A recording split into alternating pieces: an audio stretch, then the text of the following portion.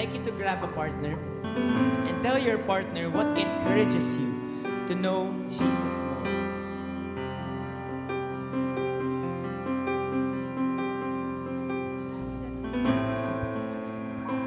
Ulitin ko po. I would like you to grab a partner and tell your partner what encourages you to know Jesus more.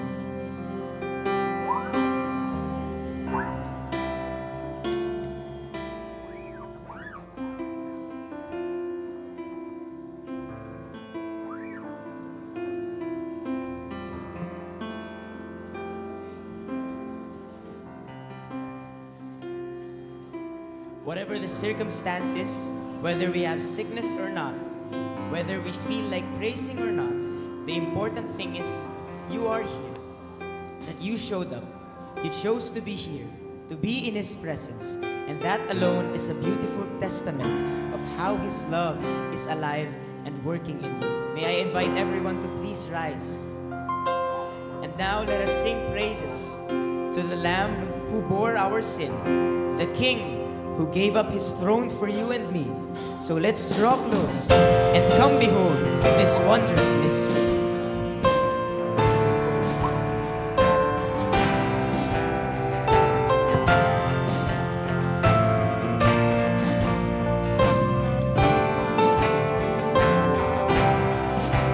Come behold the wondrous mystery in the dawning of the King.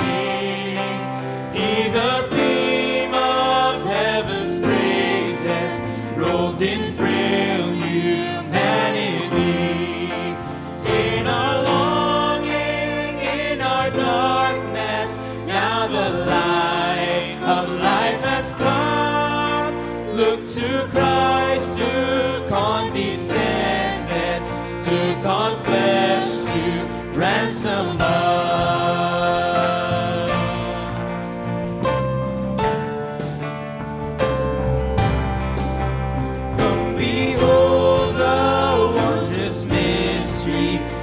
The perfect Son of Man, in His living, in His suffering, never trace nor stain of sin. See the true and better Adam come to save the hell-bound man. Christ the great and sure fulfillment of the law.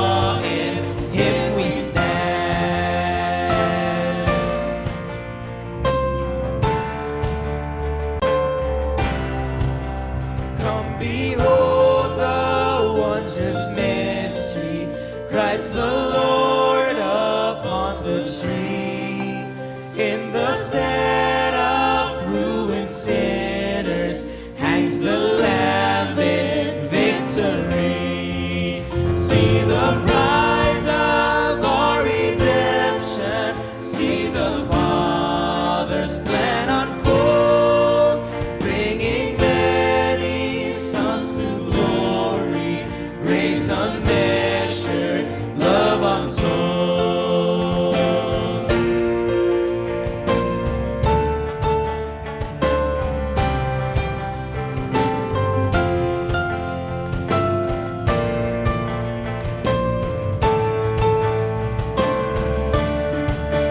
Come behold the wondrous mystery, slain by death, the God of life. No grave could e'er restrain Him. Praise the Lord, He is alive.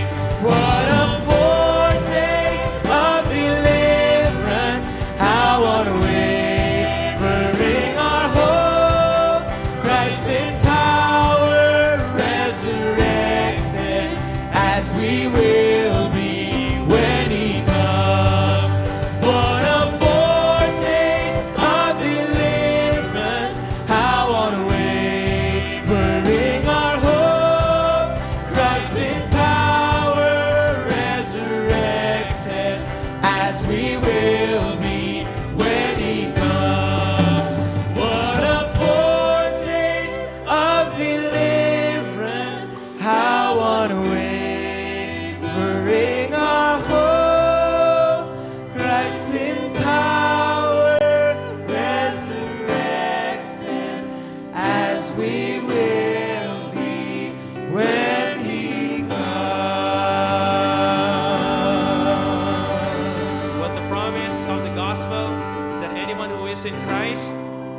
resurrected with Him. And one day, we will stand before the throne of Him who gave His life for us. And we shall read this church, and they sang a new song saying, "Worthy are you to take the scroll and to open its seals. For you were slain, and by your blood you ransomed people for God from every tribe and language and people and nation.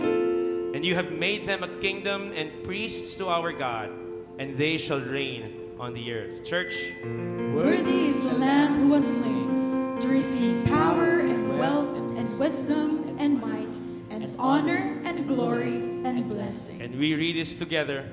To Him who sits on the throne and to the Lamb be blessing and honor and glory and might forever and ever.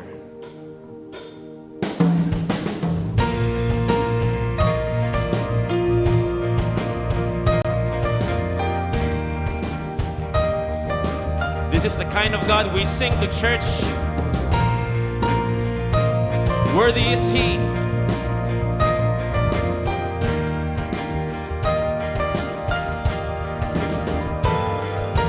Who can light the fires of 1,000 burning suns, blazing in the heavens? There is only one. He is our God. No one else, no one else. Who commands the nations, building up and tearing down, silencing His rivals? There is only one. He is our God. And He is our God. So we sing, holy, you alone are holy, matchless in your glory, holy God.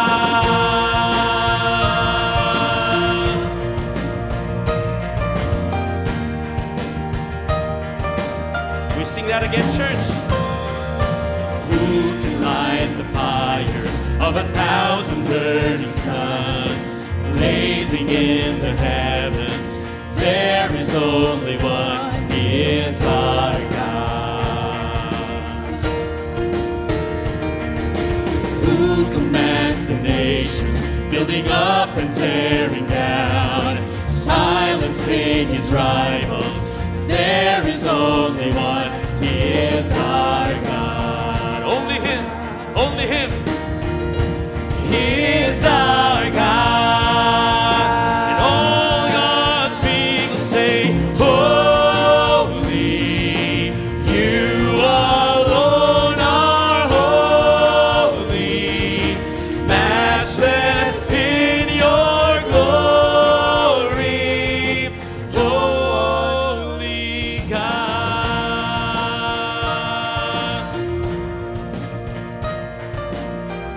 The only Savior, we sing to Him. Who would come to save us when we turned away His love, conquered us with kindness? There is only one. He is our God. He is our God. Holy, you alone are holy, matchless in your glory. No one is like you, worthy. You alone are worthy. We adore you only, holy God.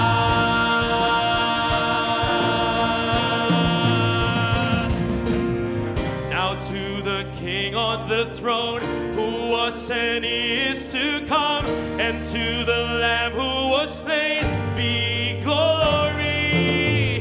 Now to the King on the throne, who was and is to come, and to the Lamb who was slain, be glory. Now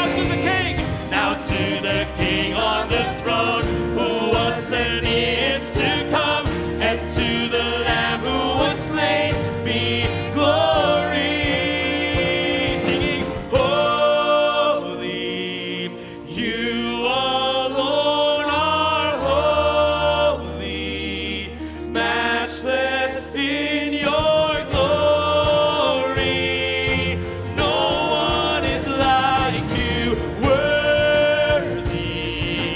You alone are worthy. We adore you, holy, holy God. You're holy God, worthy God.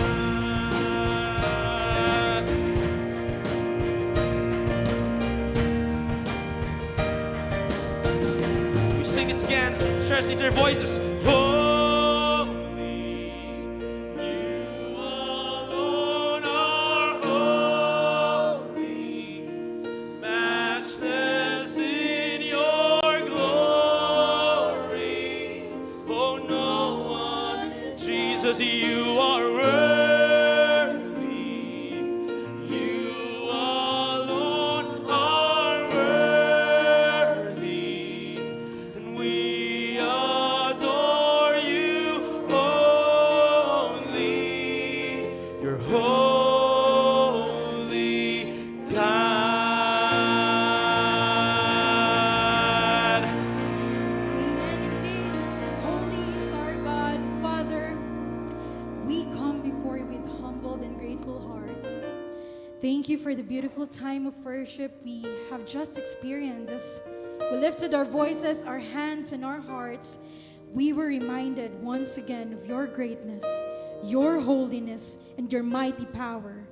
Truly, Lord, you're above all things. You are the God who created the heavens, who formed us in your image, and who holds the universe in your hands.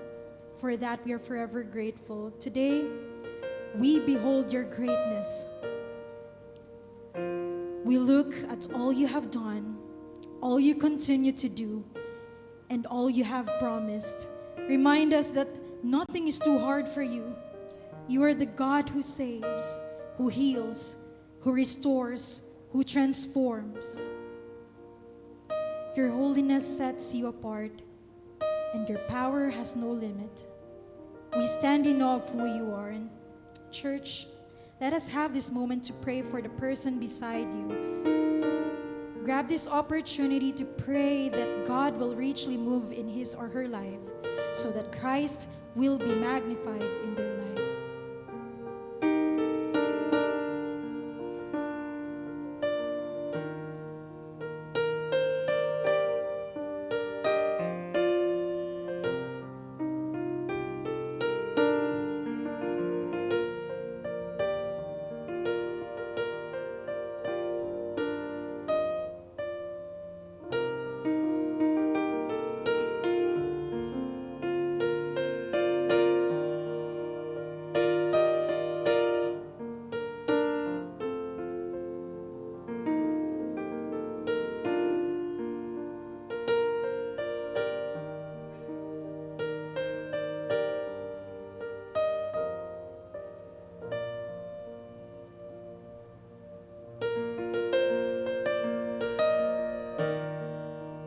Once again, we thank you for meeting us in our worship today, Lord. Thank you for touching our hearts, for refreshing our spirits, for reminding us of your unfailing love. And now, as we prepare to hear your word, we ask that you continue to work in us. Prepare our hearts, God. Let your Holy Spirit move in every heart and mind of your children. We pray for your servant who will share your word today. Speak through him as he speaks in us. We surrender this moment completely to you. We want to know you and to learn from you and be transformed by you. May everything that happens today bring glory to your name. In Jesus' name we pray. Amen.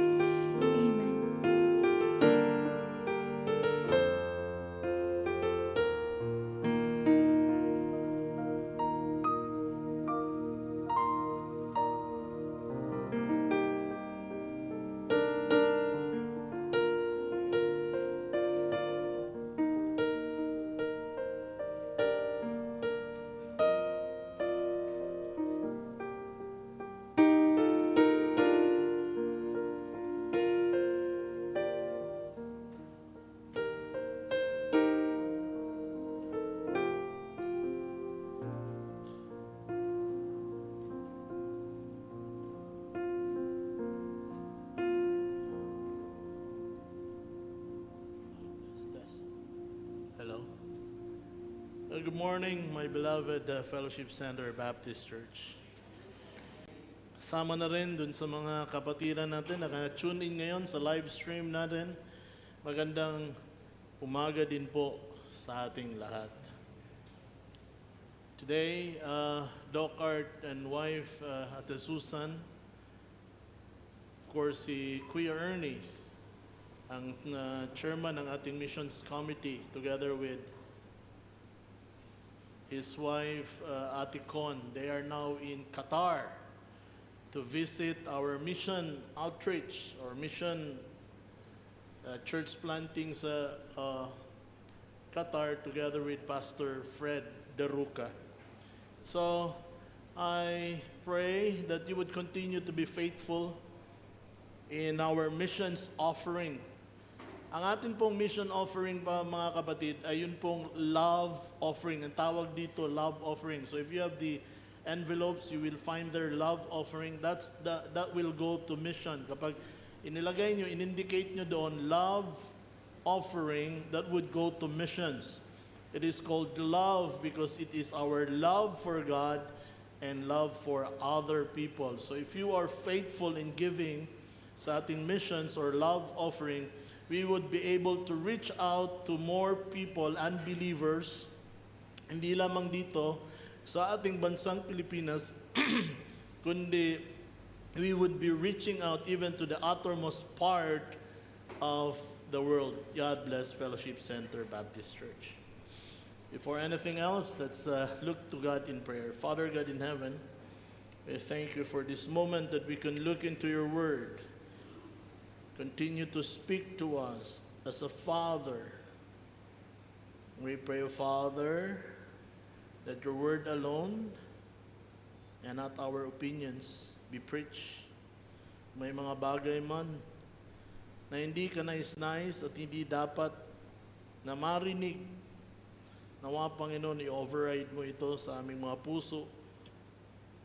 At yun lamang mga bagay na naaayon sa inyong kalooban ang siyang aming matutunan sa linggong ito. Sa iyo ang kapurihan, Panginoon, sa pangalan ni Jesus. Amen.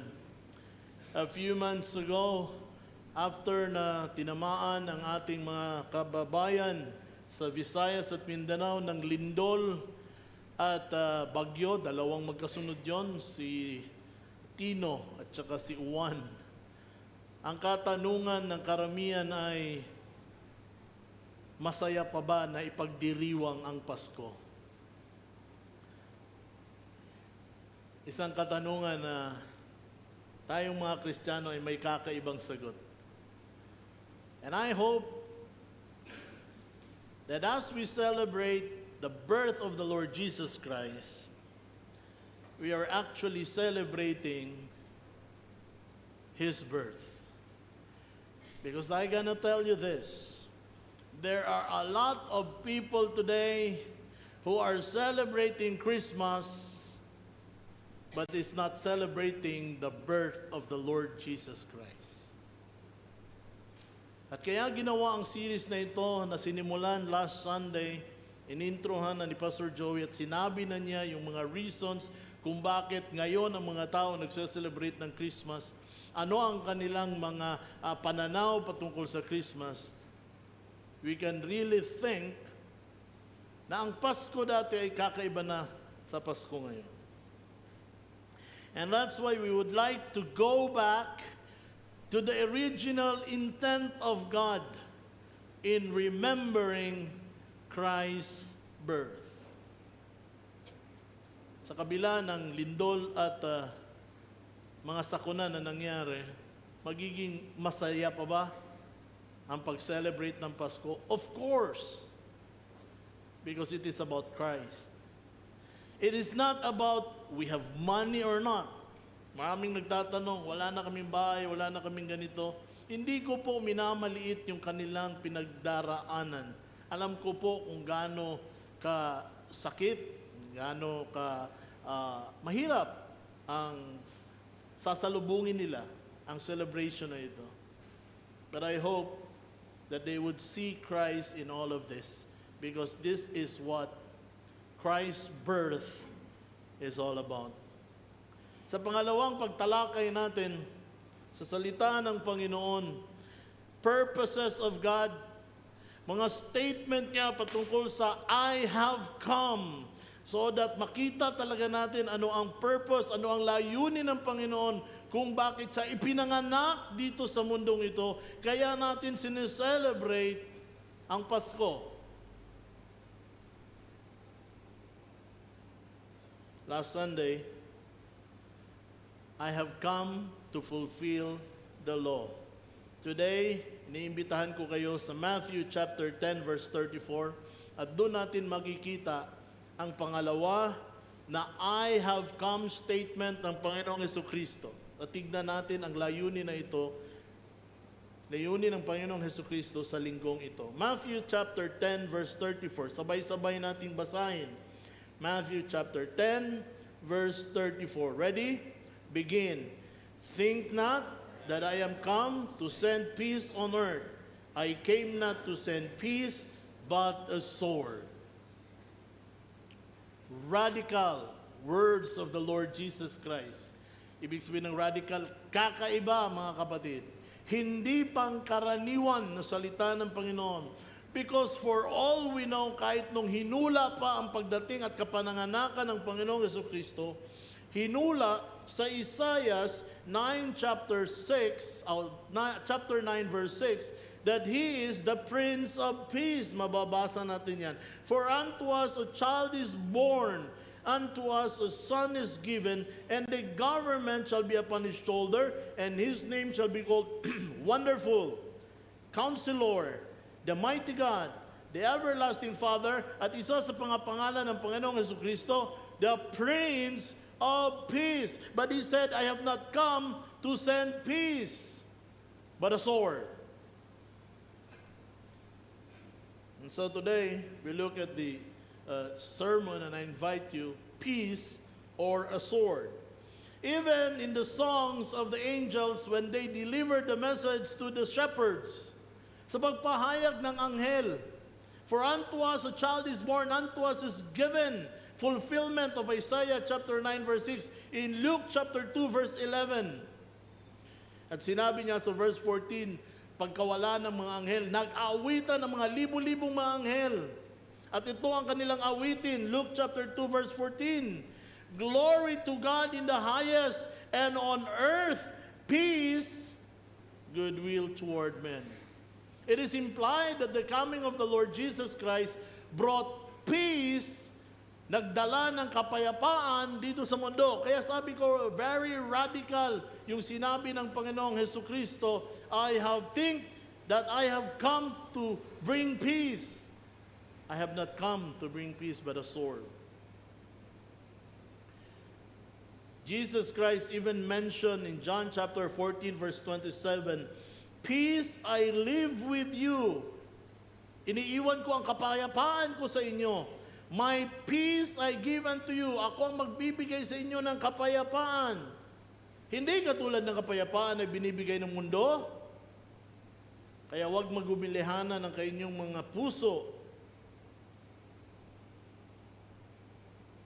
Apostle Paul sa kanyang theology patungkol sa Jesus Christ being our peace, he said in Ephesians chapter 2 verse 14, for He is our peace, referring to the Lord Jesus Christ, who hath made both one and hath broken down the middle wall of partition between us.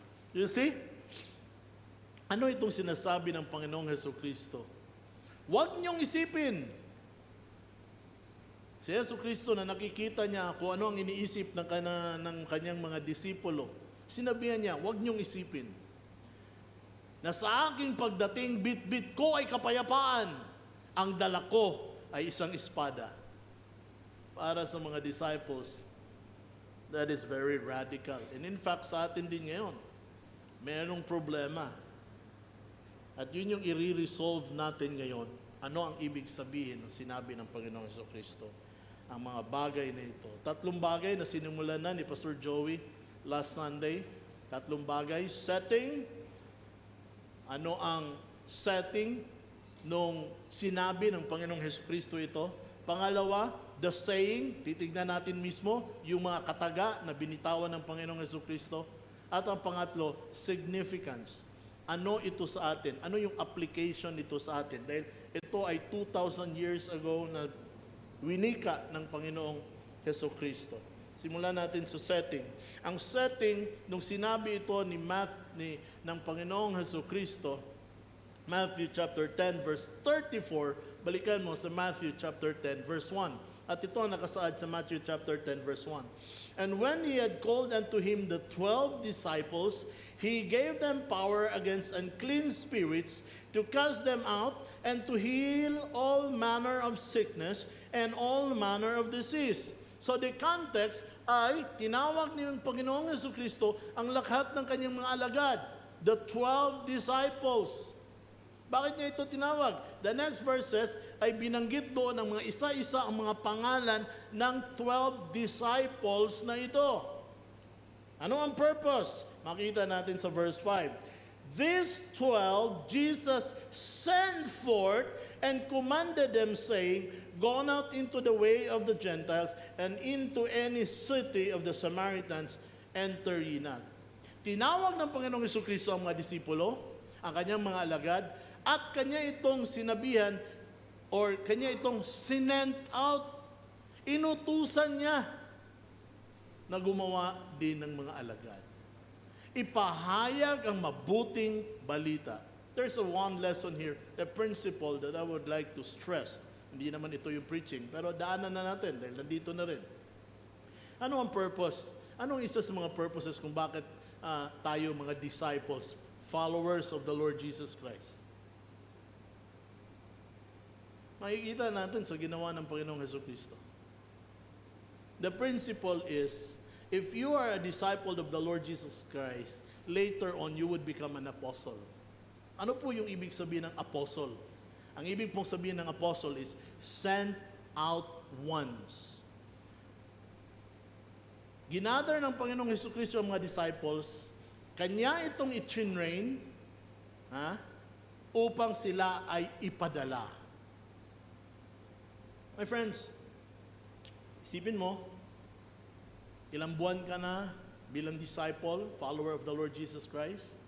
Or probably ang iba sa atin dito, ilang taon na disipulo ng Panginoong Jesucristo. I hope you have this prayer that, Lord, send me now. Huwag po tayong manatili na mga disipulo lamang. Pangarapin natin na darating ang panahon na tayo po ay magiging mga apostoles ng Panginoong Jesucristo. In fact, that is the 3 years ministry of the Lord Jesus Christ. Kung ang purpose ng Panginoong Jesucristo is to plant churches, He should have planted churches. Naisip niyo ba yan? Pero hindi. Nag-train siya ng mga disciples at kanya itong iniwanan ng isang mandato, go and make disciples of all nations. And these disciples went out and they planted churches. That is God's plan for our lives. As followers of the Lord Jesus Christ, later on, we would be sent out. Kaya, wag po kayo magtaka kung hinihimo kayo ng discipleship group leaders niyo. Mag-disciple ka na rin, kaya mo na yan. Kung ano yung ginawa ko sa iyo, gawin mo din sa next person. Going back to the preaching, Matthew chapter 10, verse 34. So, this is the setting. So, makita natin, tinawag ng Panginoon ng mga disipulo at kanya itong sinent out. And with this, kaakibat, after verse 5, all throughout up to verse 34, up to the ending of the chapter, nagbigay ang Panginoon ng number 1, instruction. Makikita nyo dyan, instruction. Basahin ninyo. Number 2, nagbigay din ang Panginoong Jesucristo ng babala, warnings, patungkol sa kanilang pag-share ng gospel. Pangatlo, pinakita din ng Panginoon ang cost, halaga ng pagsunod sa utos na ito. So ang verse 34 ay napapaloob doon sa pagsunod sa utos ng Panginoon or halaga the cost ng pagsunod sa utos na ito, mandate to make disciples. That is the setting. Now let's go the saying. Ano itong saying? Ang pinaka-importante na word dito sa verse 34 ay itong sword, because everything is normal except that Jesus Christ said, sabi niya, hindi ako pumarito bit-bit or dala ang kapayapaan. Bagkus ang dala ko ay espada. So anong ibig sabihin? Iispadahin tayo lahat ng Panginoong Hesukristo pag Pasko? Kaya pala ang hirap-hirap pag Pasko. Is that the meaning? Now, ang dami kong tinignan ng mga commentators, anong comment nila dito. Okay? Readily available ng mga resources naman natin. Pero I just settled down to two important people na tinitingala ko din pagdating sa exposition na known din sila ng mga Baptist at dahil Baptist tayo, so kinuha ko sila. Number one is John MacArthur, na ngayong taon lang namatay. We lost a great expositor, no? John MacArthur, no, sinabi niya. And the other one is the pastor of Bethlehem Baptist Church, which is John Piper. Lagi to silang kakabanggaan. Marami din silang mga bagay na nagkakaayusan naman sila. And they respect each other. Sa unahin ko, ano sabi ni John MacArthur patungkol dito sa sword? Para mapag-aralan natin. Sabi ni John MacArthur, the sword is a symbol of the division and conflict that will inevitably arise as a result of following Christ and proclaiming the truth of the gospel. So itong sword ay hindi literal. Ito ay simbolo ng mangyayaring pagkakahati-hati at mga konflikto, pag-away-away na hindi maiiwasan na darating bilang resulta, tugon sa pagsunod sa Panginoong Hesukristo at pagbabahagi ng Ebanghelyo. Mamaya natin na anuhin yan, ha? Pero sa tingin ko, klaro na yan. Ano naman ang sabi ni John Piper? Kay John Piper naman, Jesus' supremacy and authority will cause a sword of separation to cut ties between Him and worldly competing allegiances. Para naman kay John Piper, yung sword na yon, halos pareho lang din kay John MacArthur, it is a sword of separation or sword of division. So, nung inaral ko, kinumpare ko ang views ng dalawang ito, tinignan ko yung similarities nila, kapareho nila. Makikita natin, pareho sila. John MacArthur, John Piper, sabi nila, sword as a metaphor. So, hindi ibig sabihin, hindi literal na espada ito na makikipagtrokis ang Panginoong Hesukristo. Hindi. Ang tingin nila sa sword as a symbol, as a metaphor. Metaphor. Nagsisimbolo lamang. At ang pangalawa, that the sword is a conflict and division, a symbol of conflict and division or separation. Nagkakaiba sila doon sa emphasis ng sword. Para kay John MacArthur, it is a division that is brought about, hatid, division, pagkakahati-hati, dahil sa gospel at doon sa decision mo na sumunod sa Panginoong Hesukristo.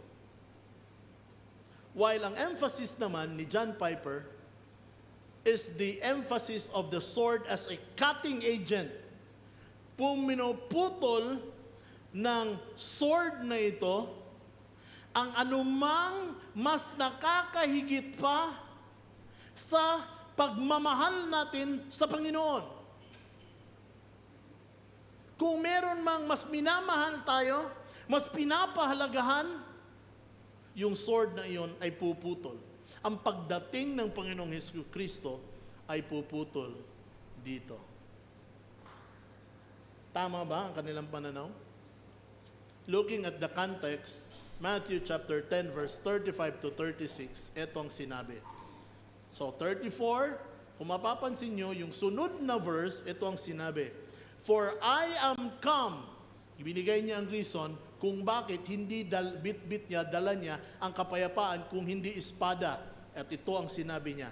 Dahil ang pagdating ko, I have come to set a man at variance against his father, and the daughter against her mother, and the daughter-in-law against her mother-in-law, and a man's foes shall be they of his own household. Nakita nyo kung ano ibig sabihin ng Panginoong Jesucristo? Huwag niyong isipin na ang hatid ko ay kapayapaan, kung hindi dibisyon. Bakit? Dahil ang ama ay hindi magkakasundo sa kanyang anak na lalaki. Ang ina ay hindi magkakasundo sa kanyang anak na babae. Ang daughter-in-law sa kanyang mother-in-law. At magiging kaaway niya, kalaban niya, ang kanyang sariling pamilya. Kailan ito nangyari? At kailan ito nangyayari? Marami sa inyo dito, nabatid na ito. Di ba? Di po ba? Lalong-lalo na dun sa mga kapatiran natin na una silang naging Kristiyano bago ang kanilang pamilya. Nung IDC natin, meron tayong mga nag-testimony dito. Sila yung unang naligtas, nakakilala sa Panginoon.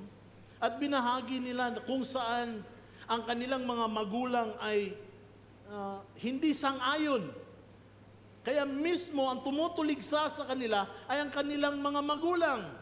But praise the Lord, kinawaan ng Panginoon because they stand for what is true and they stand for Christ, their testimony in Christ. Ngayon, ang kanilang pamilya ay buo nang naglilingkod sa Panginoon. Amen ba? Yes. Totoo ba ang sinabi ng Panginoong Jesucristo? Naiintindihan na ba? Kaya dadako tayo sa significance. Ano po ang ating matututunan dito? Dalawa lang po. Number 1. Ito ang tindaan natin. Principle number 1. True discipleship involves Christ's absolute claim for our allegiance. Ulitin ko po. True discipleship, ang tunay, genuine na pagsunod sa Panginoong Jesucristo involves, may kaakibat nito ang Christ's absolute claim or ang buong pag-angkin, karapatan ng Panginoong Jesucristo na angkinin ang ating mga allegiance o ating katapatan. Hindi pwede na ang true disciple ng Panginoong Jesucristo kung ikaw ay tunay na follower ng Panginoong Jesucristo, hindi mo kikilalanin ang absolute claim, ang karapatan ng Panginoon ang kinin ang ating mga katapatan. And that's the reason why He came.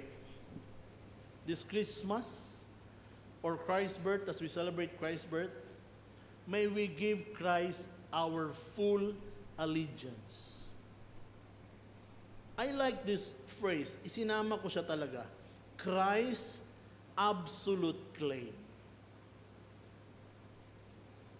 May karapatan ba ang Panginoong Jesucristo para angkinin ang ating mga katapatan sa Kanya? Of course. Bilang manlilikha, creator, bilang siya ang nagmamay-ari ng lahat, buhay natin, yung kakayanan natin, yung kalakasan natin, kung anong meron ka ngayon, ay dahil sa Panginoon. Kung ano ang narating mo sa buhay mo ngayon, ay dahil din sa Panginoon. Wala tayong pwedeng may pagmayabang sa Panginoon. And that's why He has an absolute claim. Meron siya karapatan na angkinin. Ang tanong, bibigyan mo ba siya ng karapatan sa buhay mo?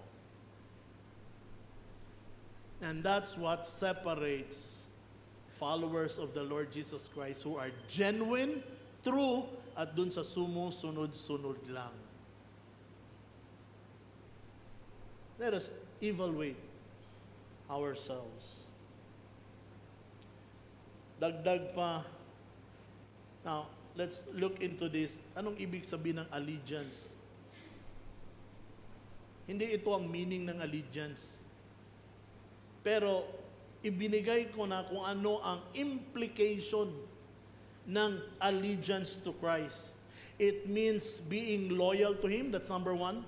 And number two, making Him preeminent in one's life. Talakayin natin itong dalawang bagay nito. Si dalawa ito. Being loyal, tandaan nyo, allegiance means being loyal. Number two, making Him preeminent. Unahin natin ang being loyal. Sabi ni John Piper, dinagdag niya, Jesus has come to disrupt all human allegiances that don't put Him first. Kaya pala mag-aaway ang tatay sa anak. In fact, this morning, I have one person come to me and shared to me, Pastor, wala ako nung last Sunday. I went to a relative, pamangkin ko namatay. I tried to share the gospel, but they rejected. Sabi nila, wag muna ngayon kasi nagbabangutan or grieving. Ang tanong niya, walang problema doon, ang tanong niya, sabi niya, mali ba ako, Pastor? Saan ako nagkamali? Mali ba ang approach ko?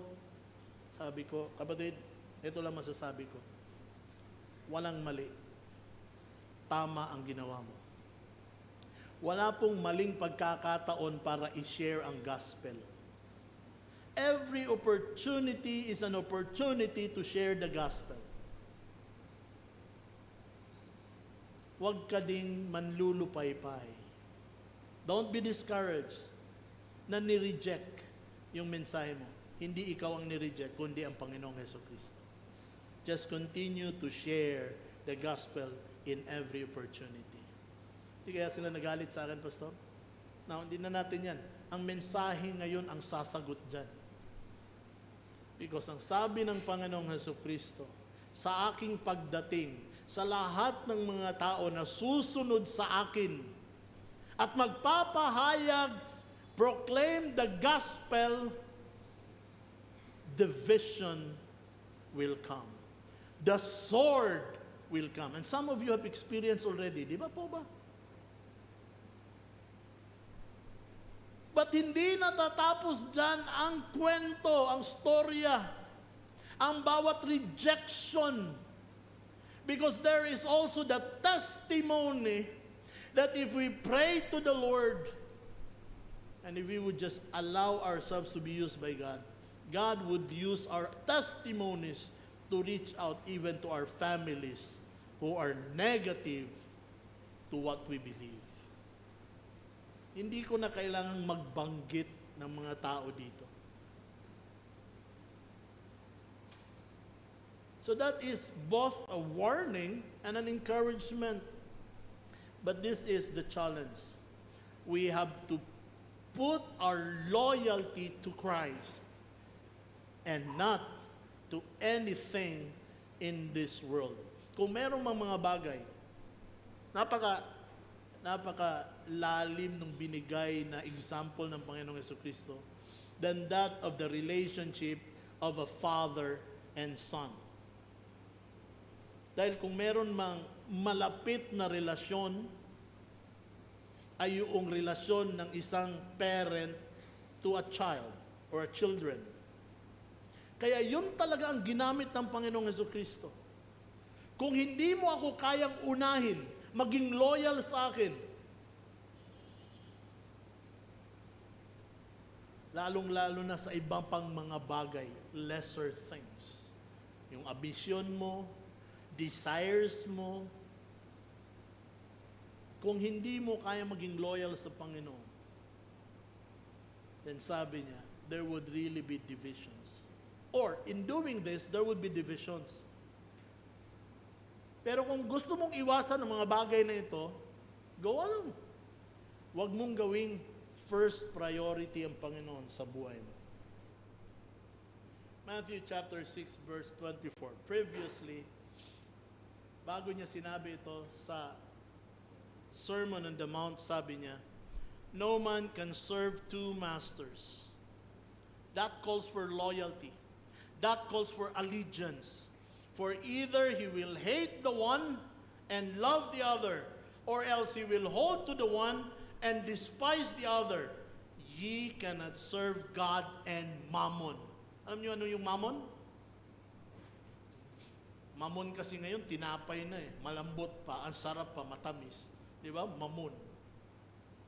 Piborito kong baon sa dialysis. Pero hindi po ibig sabihin ng mammon, tinapay. Ang ibig pong sabihin ng mammon ay money. That's how they called money during the time of the Lord Jesus Christ. And He challenged people, you cannot serve two masters. That is being loyal. Dapat nating tandaan nung kinilala natin ang Panginoong Jesucristo bilang personal nating tagapagligtas at Panginoon ng ating buhay, hindi lamang bilang hindi lamang bilang tagapagligtas, ngunit Panginoon ng ating buhay. It is not only a change of heart and mind. Oh yes, it is a change of heart and mind that results to change in allegiance. Pagbabago ng loyalty. Dati loyal tayo sa ating mga sarili. Dati loyal tayo sa devil. But now our loyalty is in Christ. Alam niyo po ba na ang tao ay ginawa ng Panginoon, wired siya to worship. Kahit sino pa, kahit sabihin pa ng isang tao, hindi ako naniniwala sa Diyos. Hindi siya naniniwala sa Diyos, pero nagwo-worship pa rin siya. Hindi nga lang ang Diyos. My friends, we are wired to worship.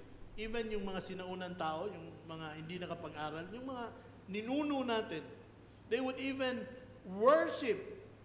Kaya wala silang kaalaman kung ano talaga yung worship. Hindi pa sila nakakarinig ng Ebanghelyo.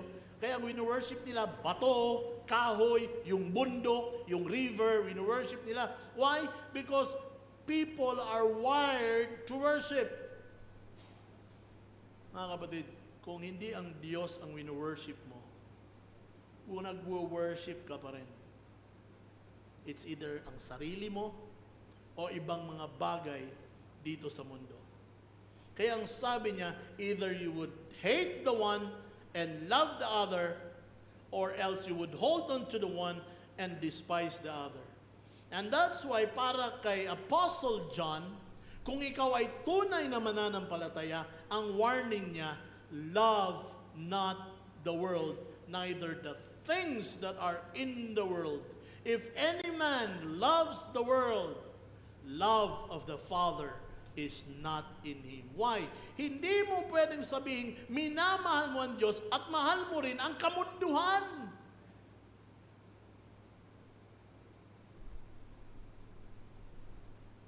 At ang sunod, lagi kong sinasabi, ang sunod ng mga phrasing doon, sunod ng mga talata, ay bumabanggit sa Antichrist. Hindi nais ng Panginoon na mahalin natin ang mundo for the reason that this world is Antichrist. Wala siyang ibang ginagawa kundi burahin si Panginoong Jesucristo sa equation ng buhay mo. Just look at Christmas. Christ's birth. Christ's birth. Ito ay patungkol sa kapanganakan ng Panginoong Jesucristo, pero pilit binubura ang Panginoong Jesucristo sa pagdiriwang na ito. Bigyan ko yun ng sample. Dati-dati, ang Christmas, ginawang Xmas. Napansin niyo yan? Nahahabaan isulat yung Christ, kaya ginawang Xmas.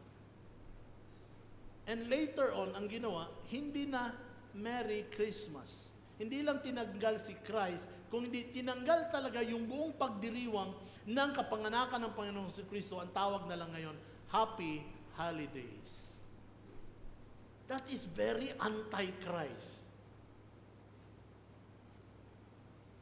Alam niyo kung anong bumabayo dito sa anti-Christ? Kaya sabi ng Panginoon, and do not love the world and everything that is in the world.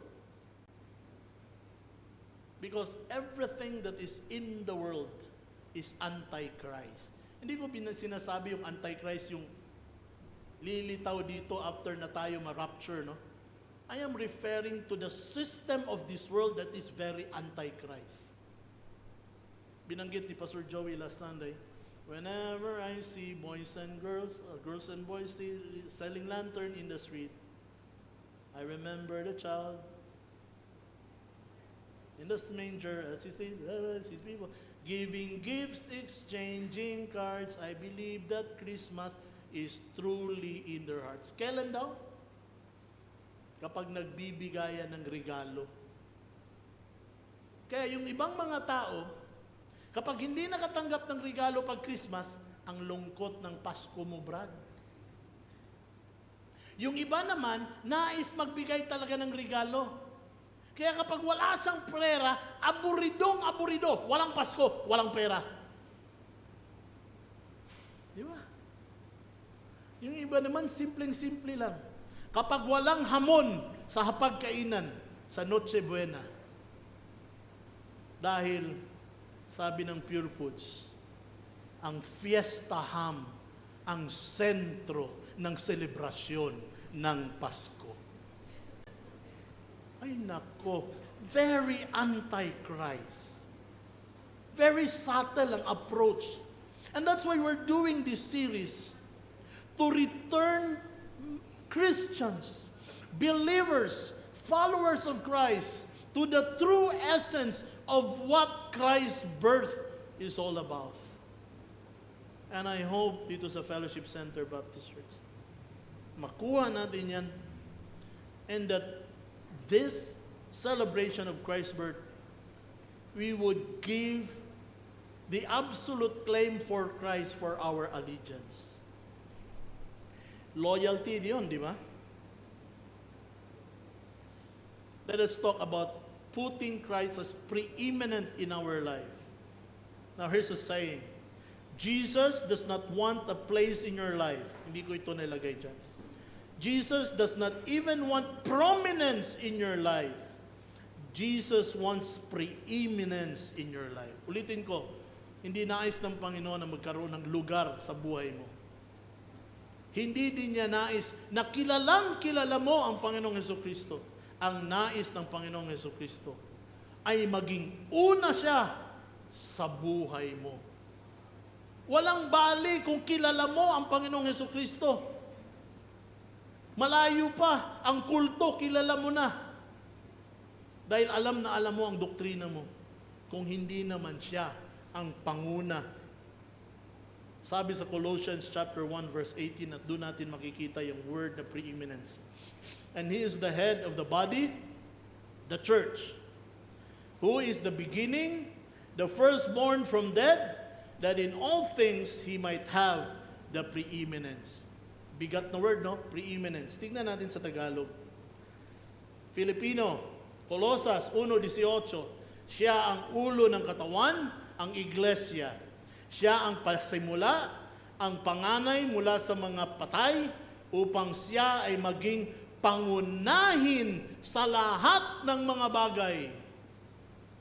Jesus claims to be the first in all areas, aspect of your life. Jesus wants the first moments of every day. Jesus wants the first day of every week. Jesus wants the first part of every paycheck. He wants to be first. Ay, lalo na dito sa paycheck. Ang ibibigay natin sa simbahan kung magkano yung tira pagdating ng linggo. Kaya lagi kong panalangin, ang 15 at ang 30 ay tatapat sa Biyernes para madami-dami pa ang tira pagdating ng linggo. Kung pwede nga lang, may sweldo sa Sabado eh. Sana sa Sabado. Tapos Sabado na ng gabi.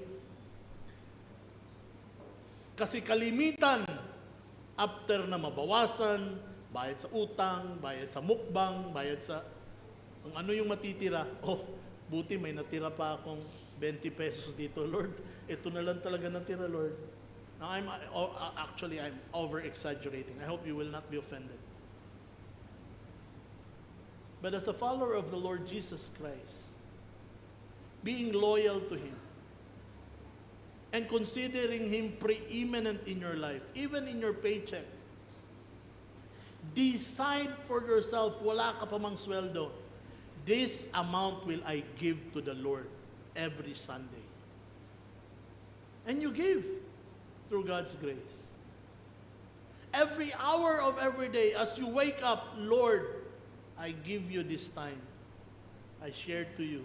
I do my devotions, quiet time, spending time with you. The first day of every week, oh, nasa ng iba. Hayaan na natin sila, Pastor Fred, kasi mukhang Biyernes ang simba nila. So, give them the 5th or the 6th day of the week. But sa atin dito sa Pilipinas, God deserves the first day of every week. Listen to this.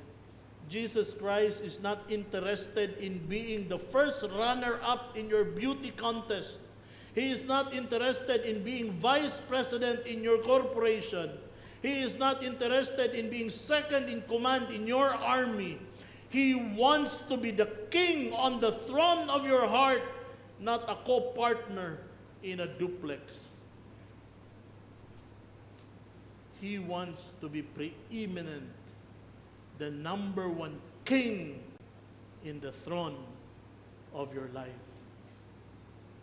True discipleship involves Christ's absolute claim for our allegiance.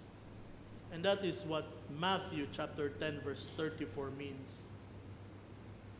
Loyalty and preeminence in one's life. Number 2, the last, true discipleship involves Christ not only absolute claim for our allegiance, but also in our affection, sa ating pagmamahal. Anong sabi sa verse? Matthew 10:37-38. Tuloy-tuloy lang doon sa context para makita natin. Pagkatapos niyang sinabi, ang ama, makakaaway niya ang anak na lalaki, ang ina, makakaaway niya ang anak na babae, mother-in-law against daughter-in-law, at ang lahat ng banay ng iyong pamilya, siya ang magiging kaaway mo. At ito ang sinabi niya pagkatapos. He that loveth father or mother more than me is not worthy of me. And he that loveth son or daughter more than me is not worthy of me. And he that taketh not his cross and followeth after me is not worthy of me. Grabe, no? Sinabi ko na kanina, yung relasyon talaga ng parent-child relationship. Because I think this is one of those dear, malapit na relasyon. At yun talaga ang tinumbok ng Panginoong Jesucristo. Ang katanungan, so sinusulong ba ng Panginoong Jesucristo na kalabanin natin ang ating mga magulang? Na huwag na tayong sumunod sa ating mga magulang? Na hindi na natin mamahalin ang ating mga magulang? That is not the case. I beg to disagree. Ang sinasabi lang ng Panginoong Jesucristo, kung ang pagmamahal mo sa akin, referring to Jesus, kung ang pagmamahal mo sa akin ay hindi hihigit sa pagmamahal mo sa iyong ama, sa inyong ina. At ngayon, tatanungin ko kayo, gaano mo kamahal ang iyong ama? Gaano mo kamahal ang iyong mama? Pangmayaman, mama. Hindi ko natatanungin si Jonathan kung gaano niya kamahal si Docart, di ba? Baka iba yung masagot eh. Si Ashel na lang at saka yung daddy niya. I think one would really agree, mahal na mahal. But sabi ng Panginoong Jesucristo, ang pagmamahal na inaangkin ko mula sa iyo ay malalim pa kaysa sa pagmamahal mo sa iyong mga magulang, na kung tutuusin yung pagmamahal mo sa iyong mga magulang ay magmumukhang hate kumpara sa pagmamahal mo sa akin. Grabe na. And you think, what kind of love is that?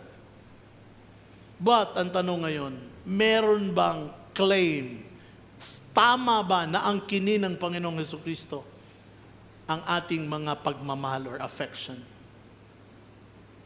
The Bible tells us, John 3:16, we really know that, for God so loved the world that He gave His only begotten Son. Jesus Christ, because of His love for us, died on the cross of Calvary, displaying a love that is sacrificial, the giving of one's life. Kung hindi pa yan sapat para sa inyo, para ibigay yung tamang pag-angkin ng Panginoon sa ating pagmamahal, I don't know. Dalawa ang sinabi niyang affection dito. Number one, affection toward others. Affection, toward others. Kung ang kaagaw ng Panginoon, in-explain ko na yung affection toward others, yung papa, mama. Pero ito ang pinakamalupit. Affection towards own self. Kaya pa natin.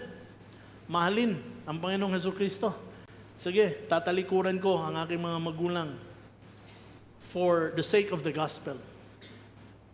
Pero yung talikuran yung sarili, yun yung pinakamahirap. Kaya sinabi ng Panginoong Hesukristo, sabi ni John MacArthur, yung taking up your cross.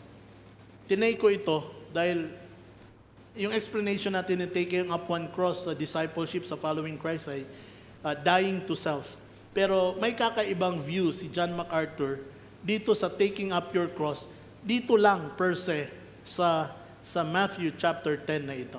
Sabi niya, taking up your cross in this verse means accepting the painful loss of peaceful relationship with family for Christ's sake. And I know some of you have done that. Some of you are still struggling na talikuran yung peaceful relationship. Ulitin ko hindi ito ibig sabihin na kalabanin na natin yung mga parents natin dahil ayaw makinig sa atin. That's not the point. But in Matthew 10:39 also he said, He that findeth his life shall lose it, and he that loseth his life for my sake shall find it. Affection toward others, yun yung binanggit niya. Ito yung pangalawa, affection towards oneself. You know, in true discipleship, kapag mahal natin ang ating mga sarili, wala talagang mangyayari. Diba, paulit-ulit niyan sinasabi, Pastor Joey, mga D-group leaders natin. And you would see, and I will observe, na doon sa mga tao, doon sa mga kapatid natin, na hindi na nila halos maisip yung sarili nila, kahit pagod sila, they're coming from their work, but they would magmamadali pa uwi kasi meron pa silang D-group, meron pa silang Bible study. Now, God had been blessing them. Makikita mo din talaga sa resulta ng discipleship nila. Pero ito ang simpleng mensahe ng Panginoon sa atin. Sino yung ililigtas niya ang kanyang sarili? Mawawala ito.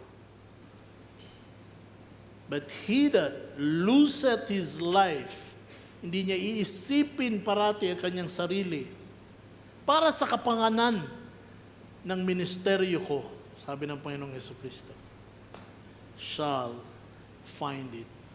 Ibig lang sabihin, mga kapatid, only a life that is spent sa pagmamahal sa Panginoon at sa paglilingkod sa Panginoon, yun lang ang magiging meaningful na buhay.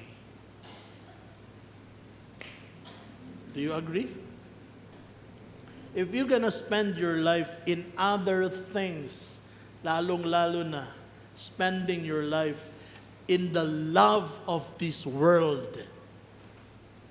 Sabi doon sa passage That way is verse 15, then verse 16, for the love of the flesh, and then sabi sa verse 17, ang sabi doon, for this world will pass away and all of its pleasures, but the man who follows the will of the Lord will abide. That is the promise. Kung ang habol mo lang lagi sa buhay mo ay ang mga bagay sa mundong ito, these are all temporal things. Sabi nga, di ba? At mawawala ito.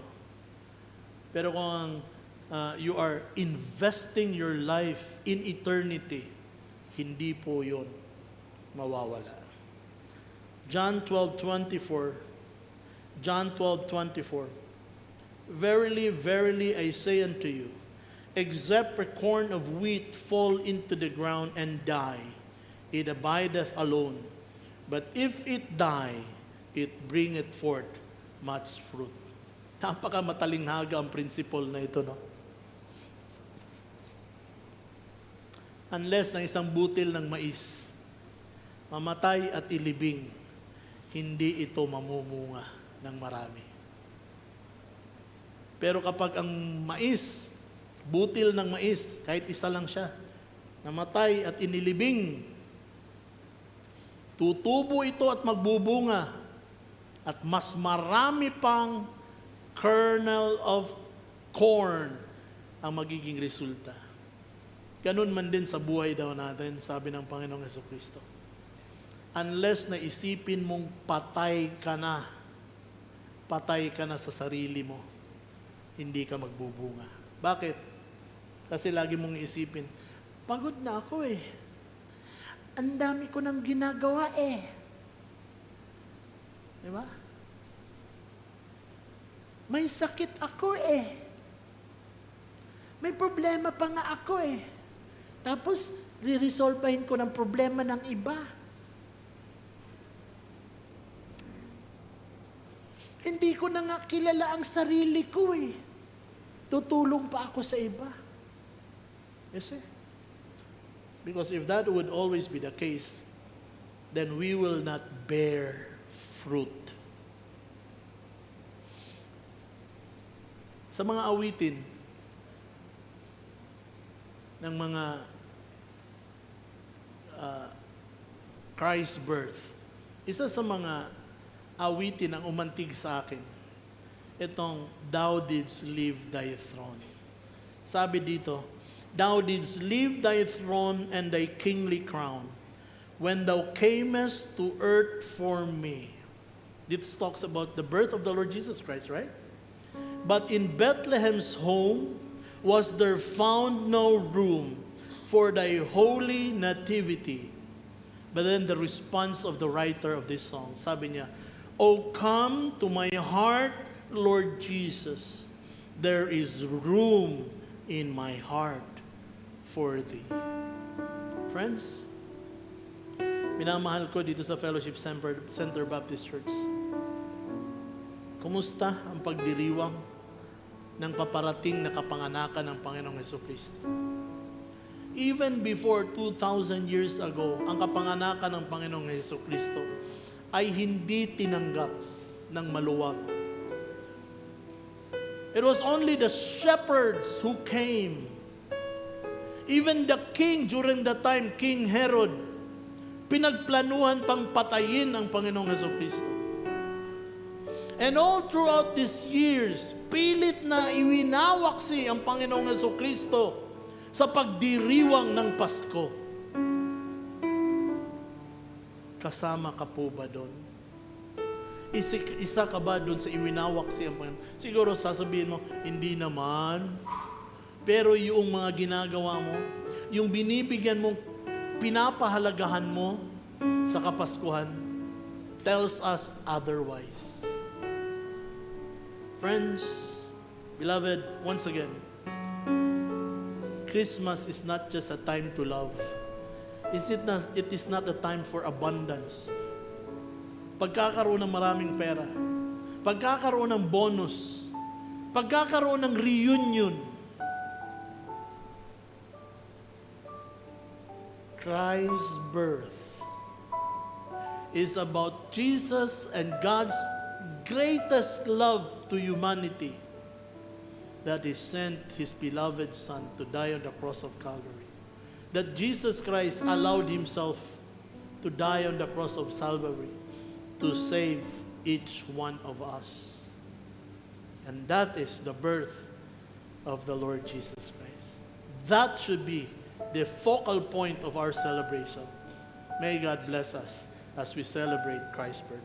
Father God in heaven, your word has been spoken.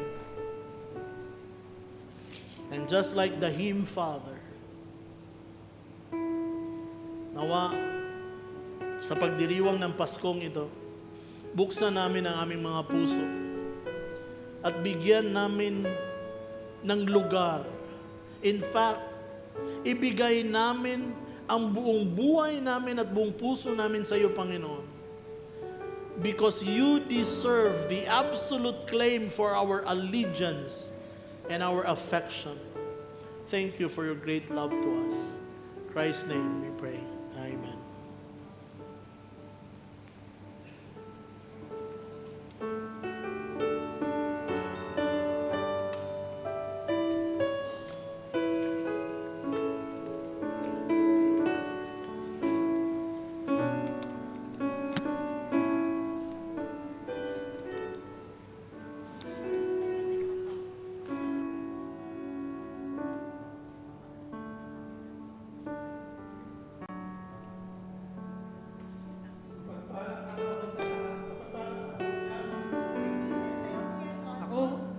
Ako ho si Jojo. Ako naman po si John Marie.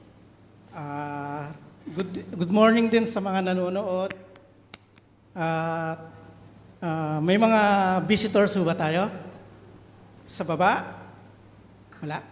Sa taas? Meron ho? Ay, yung mama yata nila, Dandan? Si Mama and Daddy. Mama and Daddy. Ah. Daddy Jinky. Daddy Jinky. Oo. Welcome ho. Good morning ho. Welcome. And sa lahat po ng mga nanonood sa FB Live, welcome din po sa inyo. Kuya Jo, naka-register ka na ba sa church camp natin? Bakit? Register lang eh. Oo, ang dami ko nga ni-register eh. Pero hindi pa ako bayad. Joke. Hindi, bayad na kami. Actually, nagkamali nga kami. May kulang pa palang isang hindi na-register. Buti na sabi ni Chris nung last week, nauna yung bayad namin. O buti na una ang bayad mo. So, kayo ba church, nakapag-register na ba ang lahat? Ay, parang hindi excited. Excited ba ang lahat? Yes.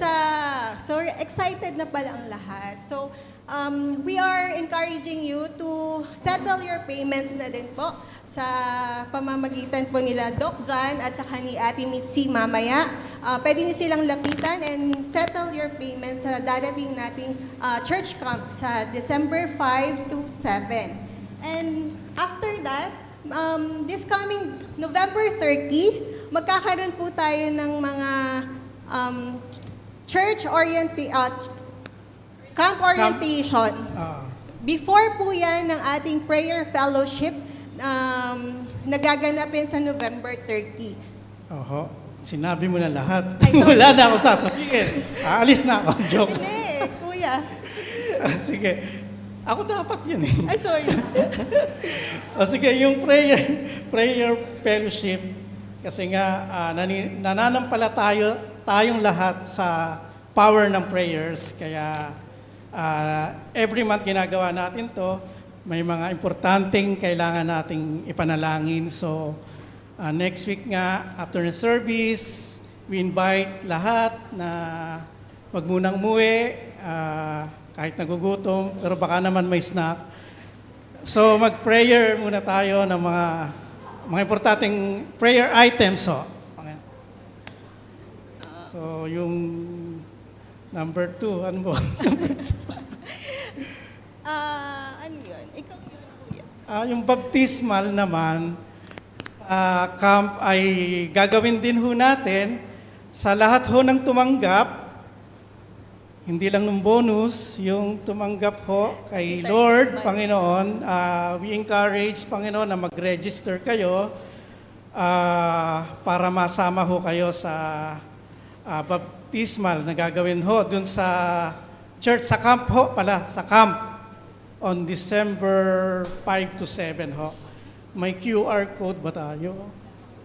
Para sa You can, next week na lang ho, yung QR code para sa sa link ng registration, Panginoon. okay. Speaking na dahil December 5 to 7 yung ating camp. So Friday, Saturday and Sunday. So pansamantala po munang wala munang physical na service dito sa FCBC Manila dahil ang ating service ay gaganapin sa venue ng ating church camp sa RRC. And sa mga hindi naman po makakadalo sa ating camp, maaari naman kayo makanood ng ating online service via FB Live. Oo, tsaka pwede namang ulitin. Doon pa yata yun naka-record. And then, yung mga may ginintuang puso ho, every year meron tayong white gift na ating ibigay para sa, ito yung proceeds ho nito ay mapupunta ho sa mga manggagawa ng ating church, Panginoon. Panginoon tuloy. Parang nagpe-pray ako. Tawag dito, parang share natin yung mga natatanggap din nating blessings sa mga manggagawa ho ng church. Yung envelope ho, meron sa likod, available, white yon. Meron namang option doon na ilagay nyo na lang ho, white gift. Okay. Sa ngayon po, ngayong araw na ito, we are blessed to hear a testimony from our brother Inam Tabihe.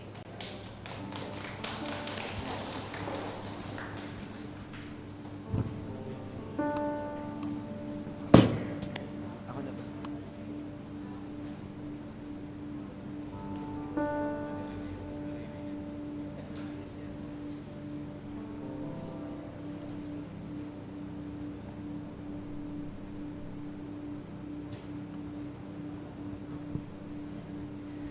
Once again, good morning, church. A blessed Sunday to everyone. I am Inam Tabihe, and I am a part of the music team here in our church, as many of you already know. I grew up in a Christian family. My father once served as a deacon, and my mother is currently a part of Kids Discipleship. From a very young age, I was introduced to who Jesus is. In fact, when I was just 2 years old, I was already part of Kids Discipleship. I even remember sila Ate Jemima and friends, wala yata sila dito ngayon, na pinanggigigilan ako dahil sa sobrang taba ko or sobrang chubby ko noon. At that age, my dad would always read the Bible to me and tell me stories about creation, Adam and Eve, the great flood, and Noah, Abraham and Sarah, and many other Bible stories. At the age of 5, I began reading the Bible on my own, of course with the help of my dad and his guidance pa rin, who always encouraged me to memorize 2 passages in the Bible. I would always recite them while he was giving me a bath. Those 2 passages were John 3:16, "For God so loved the world that he gave his only begotten Son, that whosoever believeth in him should not perish but have everlasting life." And Psalm 119, verse 105, "Thy word is a lamp unto my feet and a light unto my path." Then at the age of 8 to 12, if I'm not mistaken, I became Tita Beb's student, together with Toby, Yuri, Lara, and Larry. Then the lockdown happened because of COVID-19 pandemic. This season of my life, from ages 12 to 15, was when I came to know God in a deeper and more personal way. Since there were no in-person services at that time, only online, I found it quite difficult to adjust. Coming from Kids Discipleship, it was a big change to suddenly transition to the regular worship service and to experience it virtually. So at that time, sobrang nanibago ako. Even so, I continued to attend the online services. But after a while, I started to feel like my days were becoming so repetitive school on weekdays, online games on weekends, then church online every Sunday. It felt like I was just going through the motions. One day, I prayed and said these exact words. Lord, please bigyan niyo ako ng pwedeng gawin para mas makilala ka pa. And then I slept. The moment I woke up, I prayed once again. And after praying, as I reached for my phone, I noticed my Bible lying right beside it. I suddenly remembered my prayer. So instead of picking up my phone, I picked up the Bible. I began reading from the very beginning and finished the entire book of Genesis. After that, I felt refreshed and even renewed. I realized that perhaps God was answering my prayer in a way I had not expected. Instead of a grand, life-altering event, He was guiding me back to the foundation of my faith, and that is the Bible. And so I texted Tita Marie. Siyempre, di ko kaya na every morning isang book sa Bible ang babasahin ko. So I asked her for a devotional guide, like reading the Bible in 1 year. And so she gave me a devotional guide for each month. And that's what I used at that time. Ngayon kasi, iba na din yung devotion ko. It was also at the age of 13 or 14 when I started singing praises to God. Ang ginawa ko every morning, devotion muna. And then after doing my devotion, maghahanap ako ng songs na connected sa devotion ko, mga 3 to 5 songs. Then minsan nga, random songs lang. Yung kung ano lang ang pumasok sa isip ko. And then, yun na yung mga kakantahin ko na Christian song. Ng 4 to 5 p.m. Kapag natapos ng mas maaga, I'll spend the remaining time in prayer. Hanggang sa nag-face-to-face, and then came Lola Mirna's 70th birthday. If I'm not mistaken, syempre, birthday, may mga palaro. Tapos ang game was to take people's age na kapag inad mo, ang kalalabasan ay 70 or close to 70. I was 14 or 15 at that time. Sinali ako ng biglaan. Then there's a rule na kung sino ang mananalo, siya ang kakanta ng Christmas song. Or any Christian song, I mean. Sa hindi inaasahang pagkakataon, nanalo kami. So, kinabahan na ako, then nag-isip na rin ako ng kakantahin. Then I ended up singing the song Because He Lives. Dahil favorite ko si Bill and Gloria Gaither na sumulat ng kanta na to. After that event, I was glad. Siyempre, tapos na eh. Nakakanta na ako, wala na yung kaba. Kaso, biglang may nag-chat. Nakalagay, Yashel Canlas.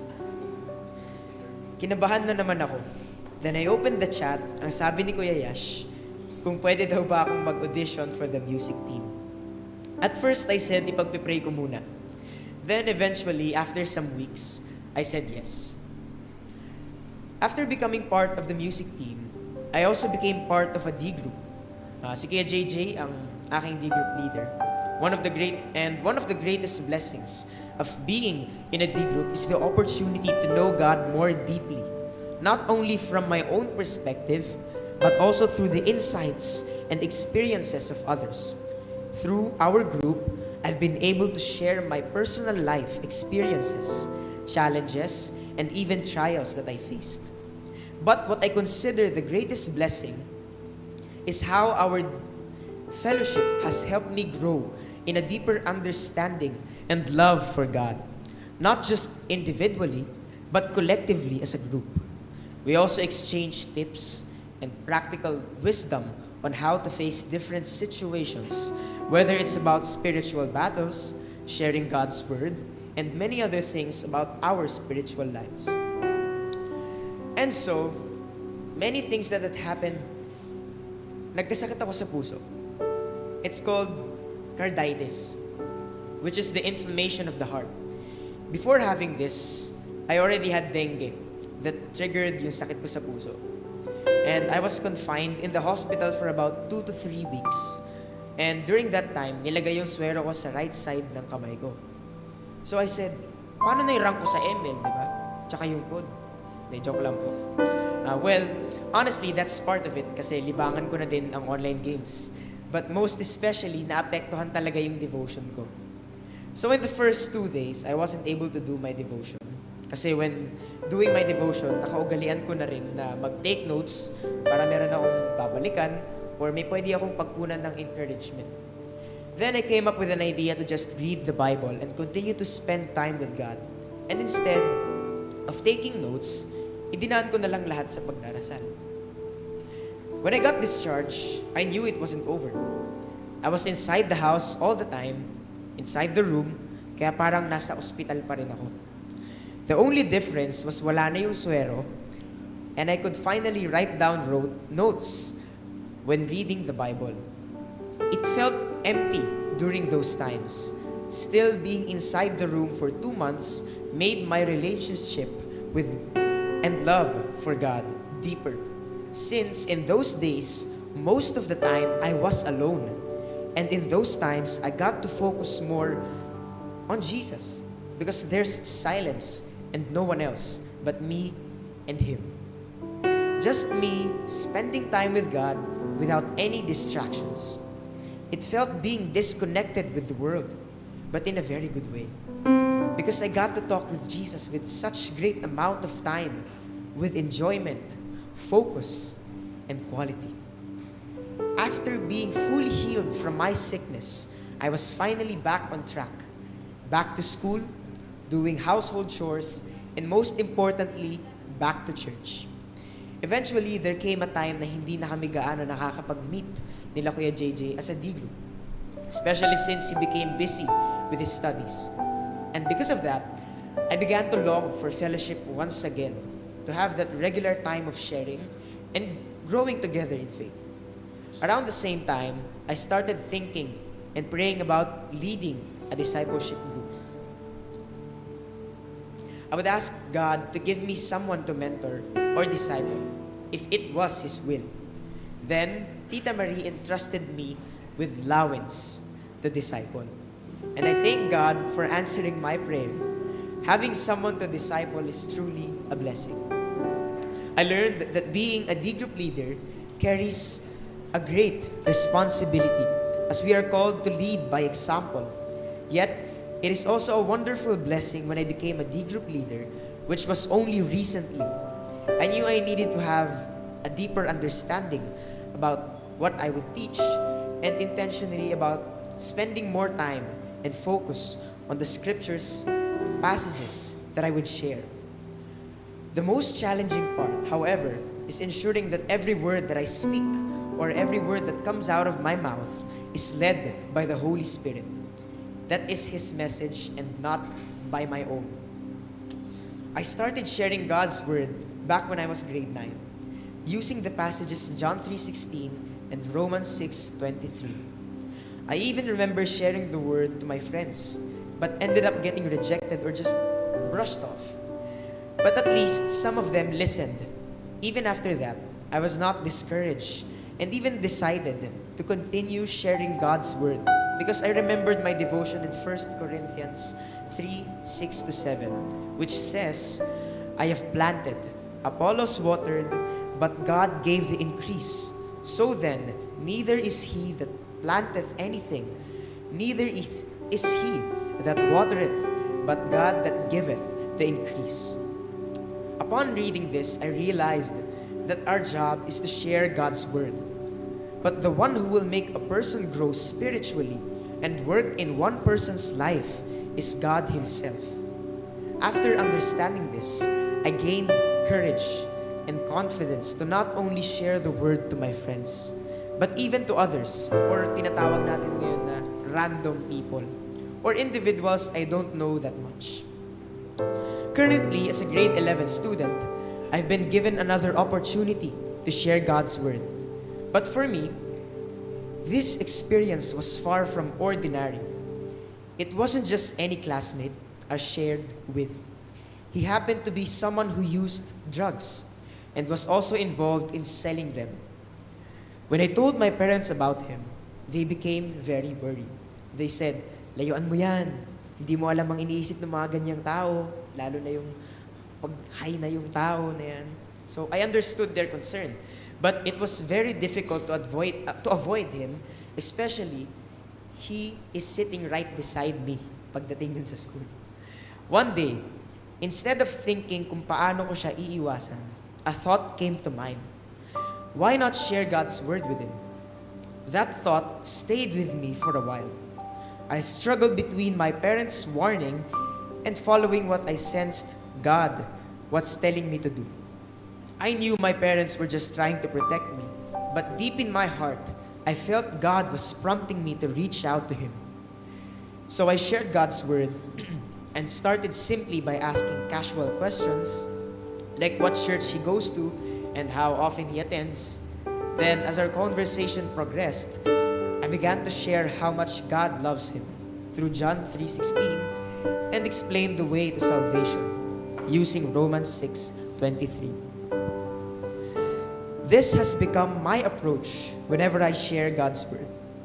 I begin with a friendly conversation before bringing up spiritual topics. I also realized that if I start with, bro, may gusto lang akong i-share sa'yo, or pre, may gusto akong i-share sa'yo, ganyan. People often already expect a religious talk and might close off. But when I share through genuine conversation, their hearts become more open. I always start by reminding them how much God loves them and end by sharing about God's greatest gift, Jesus Christ, the only way to eternal life. After sharing with my classmate, I didn't stop there.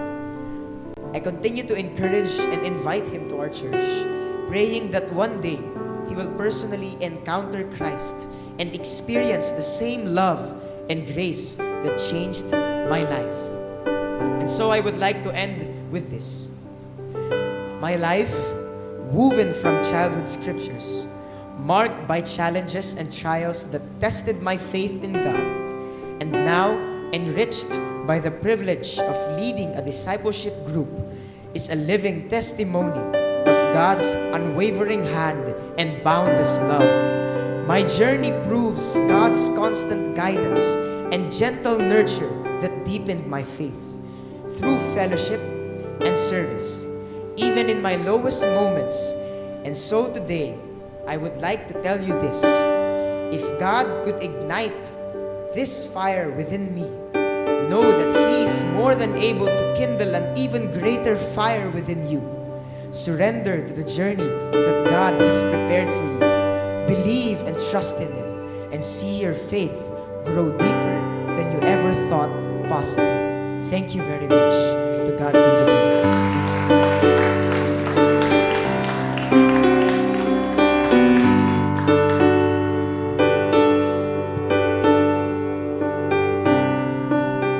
Glory to our God who continues to do His work in the hearts of His children. Were you encouraged by that, church? Amen. It's not just a story of a young man who grew up in church, but a young man who continues to be transformed by the Lord Jesus Christ and the power of the Holy Spirit. And we want to see more of that, church. We want to see more lives, though it be, sabi nga ng ating pastor kanina, though it be struck with sword, tested kung ano yung mga allegiances natin sa ating buhay. But we want to see Jesus Christ lifted up in the lives of more people. And we see that God is working in our D groups, in our very hearts, in our communities, in our neighbors. May that be our prayer, church, that as we continue to engage sa ginagawa ng Panginoon sa ating kalagitnaan, that we would desire more of Him, more of His kingdom, more of His will to happen in our lives. Let's all stand as we learn this song and make a plea to our Lord to continue to do His work in our midst.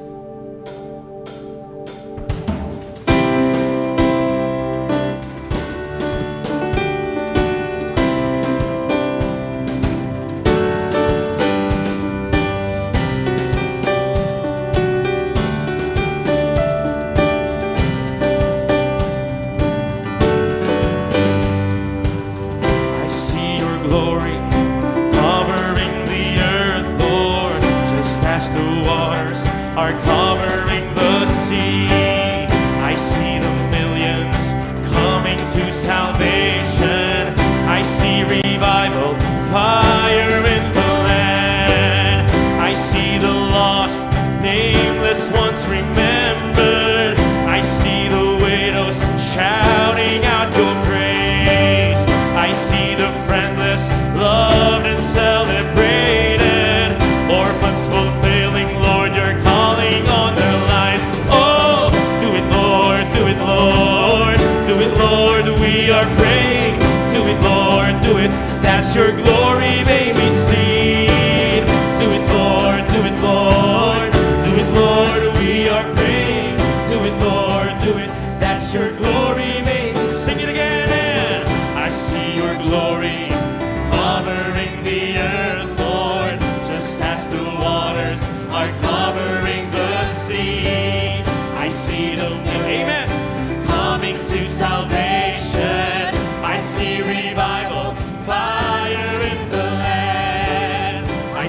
the lost, nameless ones remembered. I see the widows shouting out your praise. I see the friendless loved and celebrated. Orphans fulfilling, Lord, you're calling on the lives. Oh, do it, Lord, do it, Lord. Do it, Lord, we are praying. Do it, Lord, do it, that your glory may be seen. Do it, Lord, do it, Lord. Do it, Lord, we are praying. Do it, Lord, do it, that your glory may be seen. I see forgiveness overtaking hatred. Pride and prejudice now giving way to love. I see depression replaced with joy and gladness, and Satan's lies now bowing to the truth. Oh, do it, Lord, do it, Lord. Do it, Lord, we are praying. Do it, Lord, do it, that your glory may be seen. Oh, do it, Lord, do it, Lord. Do it, Lord, we are praying. Do it, Lord, do it, that your glory may be seen. This is our prayer, oh God. This is our desperate cry. In these days that we're living now, let your kingdom come, let your will be done. So this is our prayer, oh God. This is our desperate cry. In these days that we're living now, let your kingdom come, let your will be done. I see the brokenness of families brought to wholeness. I see the prodigals running home to you. Fathers' hearts now turning toward their children, and the children's hearts turning toward the fathers. I see your church all rising up in power, laying down their lives in unity and love. I hear the sound of every tribe and nation giving glory to Jesus Christ the Son. So do it, Lord, do it, Lord. Do it, Lord, we are praying. Do it, Lord, do it, that your glory may be seen. Do it, Lord, do it, Lord. Do it, Lord, we are praying. Do it, Lord, do it, that your glory may be seen. So this is our prayer, oh God. This is our desperate cry. In these days that we're living now, let your kingdom come, let your will be done. So this is our prayer, oh God. This is our desperate cry. In these days that we're living now, let your kingdom come, let your will be done. Let your kingdom come, let your will be done. Let your kingdom come, let your will be done. Do it, Lord, do it.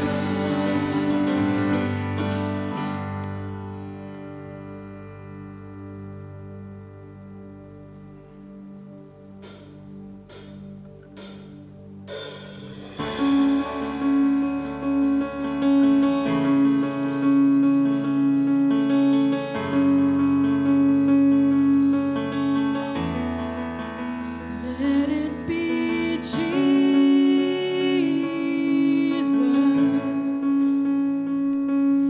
the first name that I call. Let it be Jesus,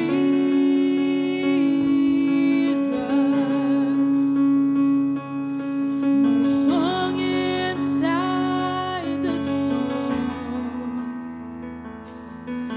I'll never need another.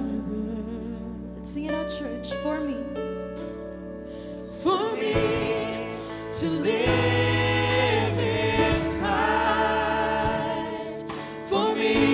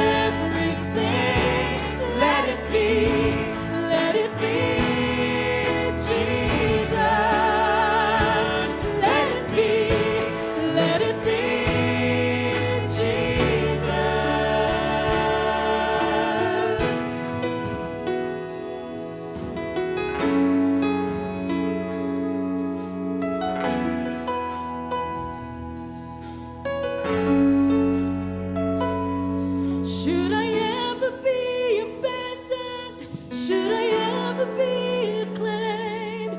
Should I ever be surrounded by the fire and the flame?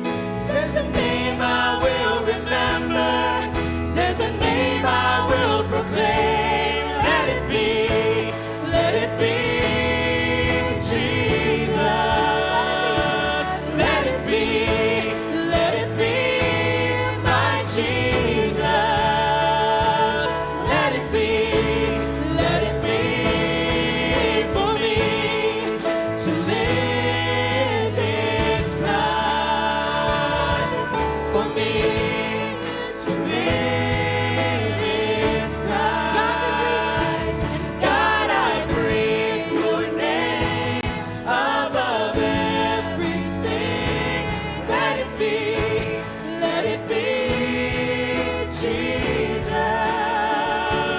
Let it be Jesus. Should I ever be abandoned? Should I ever be acclaimed? Should I ever be surrounded by the fire and the flame? There's a name I will remember. There's a name I will proclaim. Let it be Jesus. Let it be my Jesus. Let it be. Sing this with Declaration Church. To live is Christ. For me to live is Christ. God, I breathe your name above everything. Let it be Jesus. Let it be Jesus. Let it be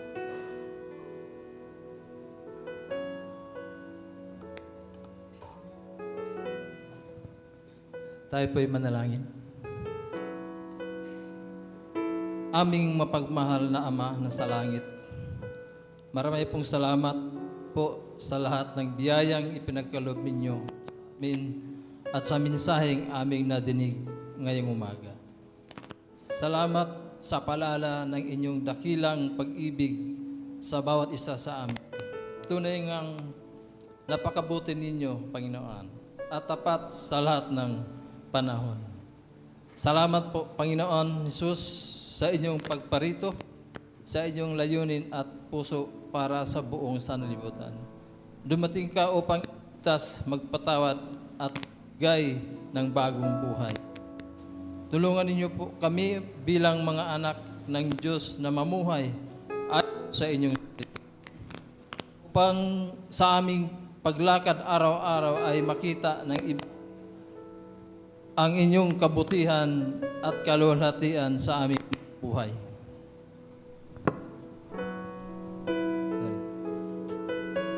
At salamat din, Panginoon, sa inyong presensya sa aming mga puso.